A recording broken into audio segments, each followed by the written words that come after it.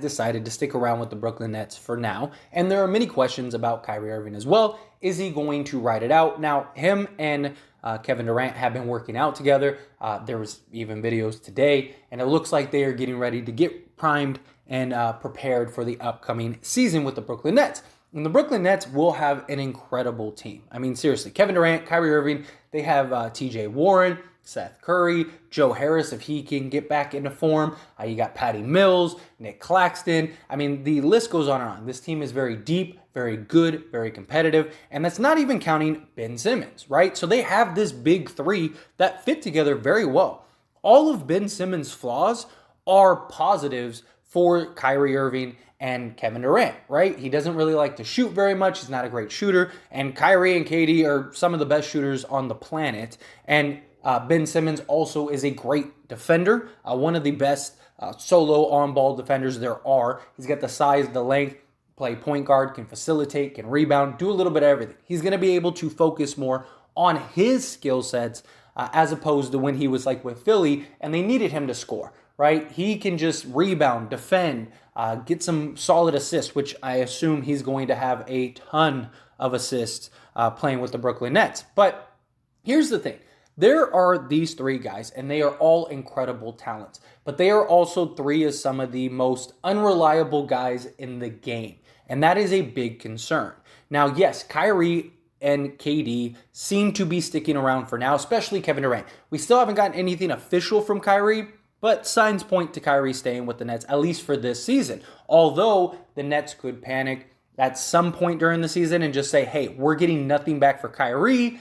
Let's move off of him, right? Especially if the Nets aren't working out, right? Kyrie and KD haven't played a ton of games the last 3 years. Ben Simmons hasn't played in like a month or a year and a half almost. He hasn't played in quite some time. And the thought is he will be back. He'll be ready to go. And this team is a legit contender.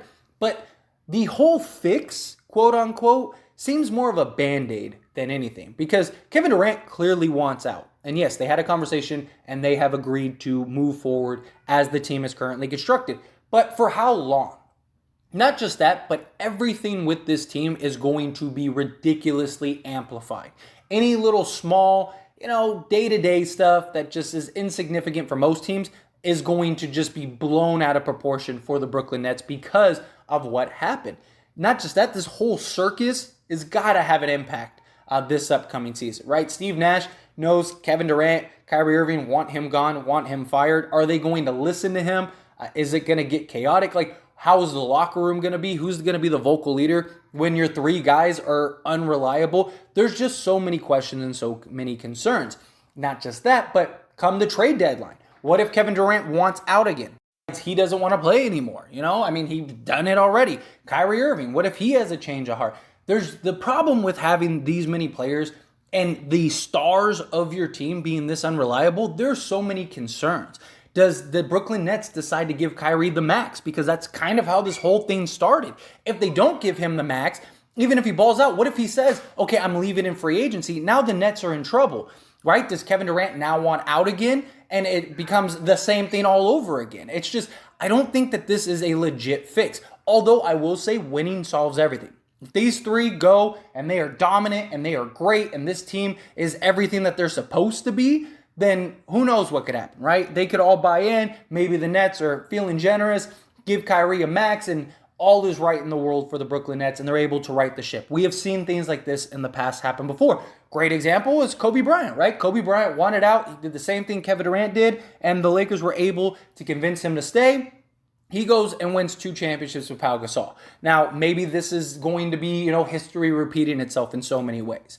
But there's just so much that still could happen at any moment. And it's like you're walking on eggshells if you're this team. Because at any moment, Kevin Durant could say, you know what, I'm sick of this again. I want to be traded. Or Kyrie just says, I don't want to play anymore. Or Ben Simmons is like, hey, I don't feel like playing anymore. Like, whatever. At any moment, that one shoe could drop and all of this progress that the Nets are hoping to get back on track all goes away.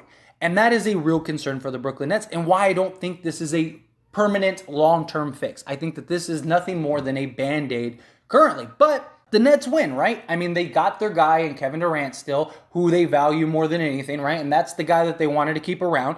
Kyrie Irving, could he still go to the Lakers? Could a trade still develop? Possibly, maybe even at the trade deadline. Like I said, if this becomes an absolute mess, the Nets might just move off of it. But nonetheless, the Nets got what they wanted. They got Kevin Durant. You got to imagine that they're going to keep Kyrie Irving because that was the whole thing. Keep Kevin Durant, keep Kyrie, get rid of Kevin Durant, get rid of Kyrie. They were kind of the package deal when they got there. Very likely were the package deal when they left.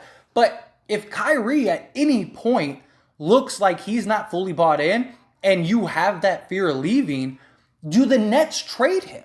Like, seriously. And I'm not saying they will. I'm not saying they should. I'm not saying anything like that. But I'm saying if the Nets keep Kyrie Irving and they don't give him a max extension, Kyrie Irving could just walk. And if he walks, you have no way of getting anything back because they have no money. It's not like he walks and you have a max spot open to go sign a new player to replace him. No, you get no assets, no players, no nothing. Kevin Durant's looking around. He's like, I got Ben Simmons and all these role guys. This isn't enough to win a championship. If they win the championship this season, then I do think everybody stays. Like if Kyrie, KD, and Ben Simmons are able to win a championship this year, I think that they win the championship. Problem is, they, in my opinion, are one and done. They either win a championship and all is right in the world, and then they probably have this team for the next 4 years, or they don't, and they're imploding this team. Kyrie walks and he leaves, and he goes to the Lakers. Kevin Durant, once again, demands that trade, and this time he's not rescinding it, and the Nets are forced to trade him. Figure out what they do with Ben Simmons. Ben Simmons is young enough to where they could use him to kind of build around, depending on what the package is. Problem is, though, too, at that point, you're not getting anything close to what you would get for Kevin Durant right now. Because at that point, teams are going to look at this as like, hey, we gave you a chance. We gave you some real offers. You decided to keep them. Kyrie left. KD wants out again. And now you're in trouble. So why would we give you all the assets you're looking for? That becomes the problem. And it's still Kyrie is still a real threat to walk and leave. And that's something the Nets are really going to have to watch this season. At any point, does Kyrie seem like he is not invested, not engaged, not willing to give 100% in the team? And do you trade him? Yes, the Lakers would probably do whatever it takes to get Kyrie Irving. So maybe you could orchestrate a 3-team deal. But what if the Lakers move on from Kyrie at this point? Now what do? Now Kyrie walks and leaves and he goes to another team that's not the Lakers. And now you get nothing back, even if you wanted to trade him. Because who's going to trade for Kyrie at that point? They might as well just let him walk and try to get something. Or you're taking back bad contracts, which you don't want to do if you're the Nets. So the Kyrie issue is still a huge issue and a huge question mark.